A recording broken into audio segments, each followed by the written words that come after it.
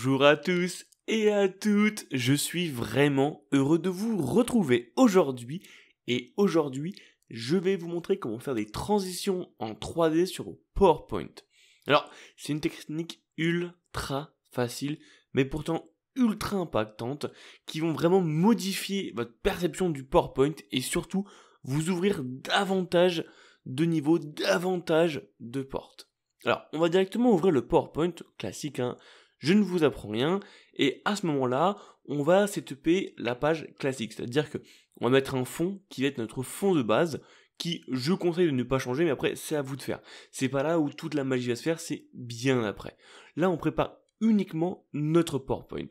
Donc le mieux, c'est comme d'habitude, c'est un fond, on va dire foncé. Moi, je prends toujours le fameux fond bleu foncé, ça fait largement le boulot. Pas besoin de plus. Si vraiment on veut, on peut vraiment le foncer un peu plus, mais voilà, ça sert à rien, ce ne sont que des tailles. C'est là où ça va commencer à devenir intéressant. À ce moment-là, on va cliquer sur le petit bouton insertion tout en haut à gauche, et on va aller choisir la partie objet 3D. Alors, on va recliquer bien sur notre slide pour que tout soit bien activé, et donc dans insertion sur objet 3D, on va cliquer sur modèle 3D prêt à l'emploi. C'est-à-dire que ce sont des modèles qui existent déjà. Vous pouvez télécharger vos propres modèles. Vous pouvez créer les mêmes sur Blender ou les télécharger directement sur Internet. Pour l'exemple, je vais vous montrer un qui existe déjà. Donc pour une présentation, je sais pas, sur les consoles de jeux vidéo, on va prendre, tiens, les produits Microsoft. Je pense que je vais trouver potentiellement, je sais pas, une console de chez Microsoft. Tiens, parfait. On a donc des Xbox juste à droite, vous voyez qu'il y a déjà plein de modèles en 3D. Je vais donc cliquer sur le modèle qui m'intéresse et en bas, je vais cliquer sur insérer. Là, on a un micro-téléchargement qui est plus ou moins long. Alors moi, c'est quasi immédiat parce que j'ai une grosse connexion Internet, mais ça dépend pour vous. Et là, vous voyez que c'est pas forcément une image. En fait, c'est vraiment un objet 3D qu'on peut déplacer tout simplement dans un environnement qui est votre slide. Ce qui est vraiment cool, c'est que on peut, donc sur différentes façons, l'agrandir, le rapetisser, enfin bref, vous voyez plus ou moins ce qu'on peut faire comme une image classique, sauf que en la tournant, on a différentes faces, bref, on peut voir tout un produit, tout un objet dans son entièreté. Et ce qui est cool, c'est qu'on va pouvoir le faire bouger au fur et à mesure. Pour cela, on va donc dupliquer la slide qu'on vient de créer, donc clic droit, dupliquer, donc on a deux fois la même slide, sauf que à ce moment-là, la petite partie qu'on a, on va la bouger pour qu'on donne sur un autre angle. Je sais pas si on va être sur on va l'agrandir par exemple, on va la tourner, enfin bref. Vous pouvez faire vraiment ce dont vous souhaitez, vraiment pour rendre la chose beaucoup plus sympa. On peut appeler ça plus ou moins des étapes. On va faire la même chose, on va redupliquer notre fameux calque et on va le rebouger, je sais pas, pour la mettre, je ne sais pas, à la verticale par exemple, ce qui va nous permettre d'avoir une autre vision. C'est un exemple comme vous voulez, vous choisissez l'angle d'attaque.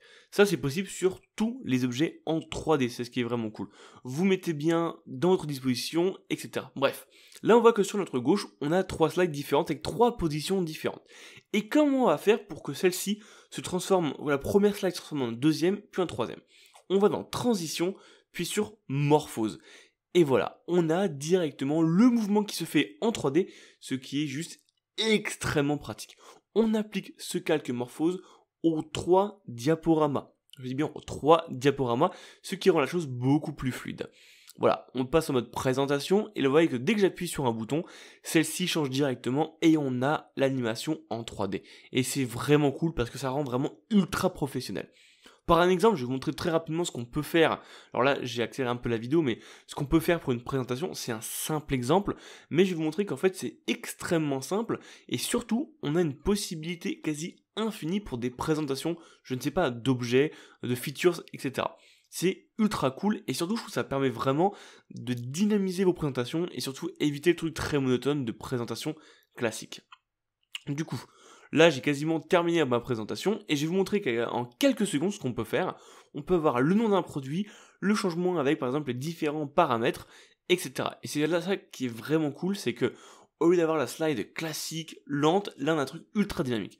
Après, vous pouvez bien sûr faire ce que vous voulez sur les différentes transitions ou différents objets. Comme d'habitude, si vous avez des questions, n'hésitez surtout pas dans les commentaires, j'y répondrai avec plaisir. Allez, ciao. J'espère que tu as apprécié cette vidéo. N'hésite pas à la liker si tu as aimé. Et également de t'abonner à ma chaîne YouTube. Je te propose 2 vidéos. La dernière qui est sortie sur ma chaîne et une autre qui, je pense, peut t'intéresser. Allez, ciao.